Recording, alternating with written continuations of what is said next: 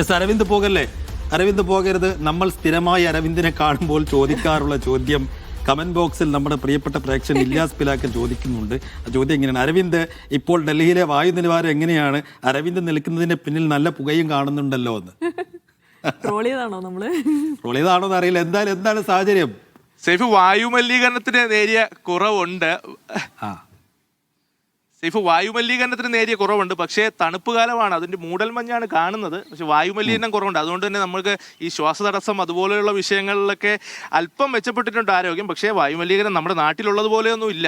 പക്ഷെ നാട്ടിലൊക്കെ വന്നു കഴിഞ്ഞാൽ ഞാൻ കഴിഞ്ഞ മാസം നാട്ടിൽ വന്നിരുന്നു. അപ്പം നല്ല സുഖമായിരുന്നു. പക്ഷേ ഇങ്ങോട്ട് മടങ്ങിയെത്തുമ്പോൾ അതിൻ്റെതായ പ്രശ്നമുണ്ട്. AQI ഇൻഡെക്സ് ഒക്കെ 250-നും 300-നും ഇടയിലാണ് ഇപ്പോൾ നിലവിലുള്ളത്. ഇപ്പോൾ കാണുന്നത് മൂടൽമഞ്ഞാണ്. 2 ദിവസമായി കനത്ത മൂടൽമഞ്ഞുണ്ട്, രാവിലെയും വൈകുന്നേരം. പക്ഷേ ഉച്ചയോടുകൂടിയാവുമ്പോൾ നല്ല ചൂടൊക്കെ അനുഭവപ്പെടുന്നുണ്ട്. ചൂടുകാലത്തിലേക്ക് ഡൽഹി കടക്കുന്ന ഒരു വേളയാണ്. പക്ഷേ വായുമലിനീകരണത്തിന് നേരിയൊരു കുറവുണ്ട്.